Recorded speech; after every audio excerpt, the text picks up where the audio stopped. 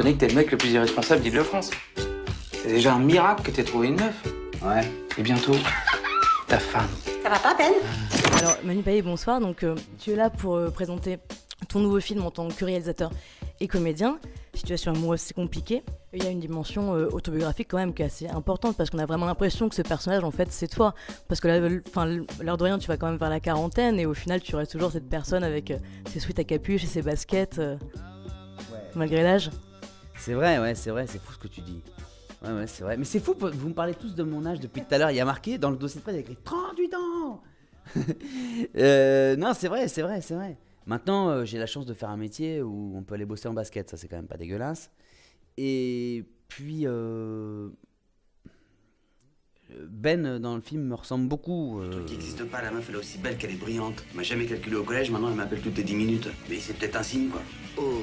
Oui, j'ai eu cette fille dans ma vie. J'étais fou, dingue de cette fille-là. Au collège, je suis arrivé, je me souviendrai toujours, je suis arrivé dans cette classe, j'étais en retard, c'était un cours de maths. Et je l'avais déjà vue une fois à l'extérieur en fait, du collège. Et j'avais complètement bloqué sur elle. Et en plus, c'était une époque où il y avait des bombes à eau. Et il faisait très chaud. Et tout le monde se balançait des bombes à eau. Et donc, elle était en robe. Et donc, toute mouillée. Donc, quand t'es au collège, je peux te dire que là, t'as un truc qui... c'est nouveau ça, qu'est-ce qui m'arrive? C'est le désir, en fait. Oh la pute. À 3, tu vas me promettre que tu vas effacer cette meuf de ta tête, mais vraiment, en total recall. 1, 2... Hi. Salut. Attends, c'est elle, Vanessa?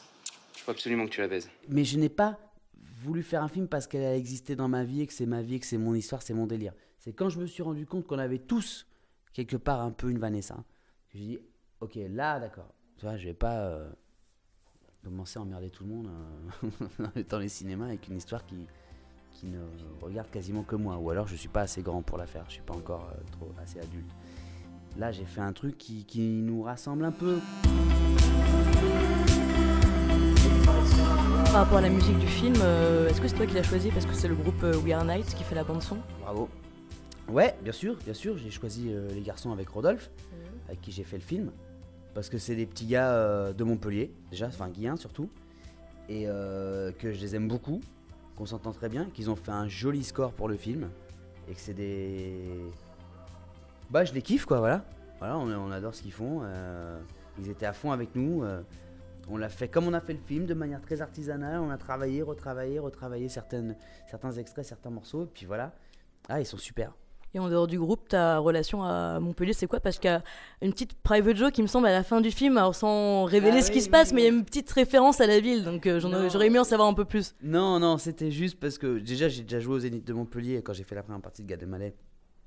Il y a, je sais pas, en 2007, en 2008. Ouais. Et je trouve que Zénith de Montpellier, ben, ça sonne bien, quoi. D'accord, un peu plus. Ok. J'ai eu des aventures à Montpellier quand j'avais 20 ans, mais je peux pas les raconter.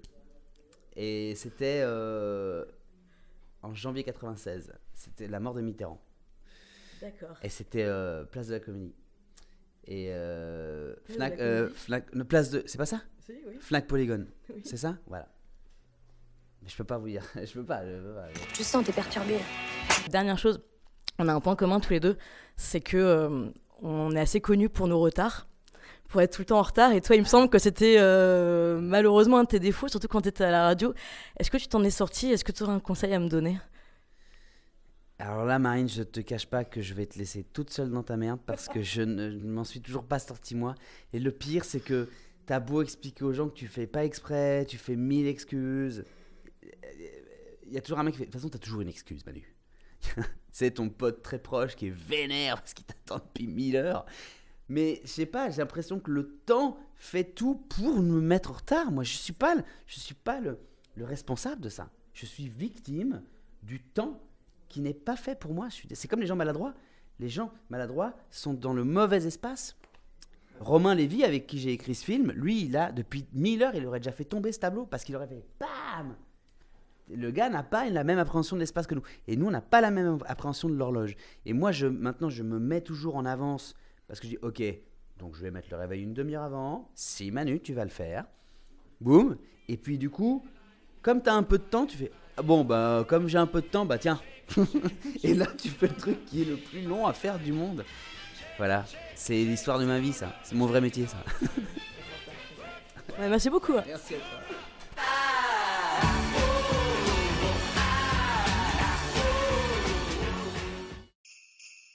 Refais de la mousse là, je vois tes couilles.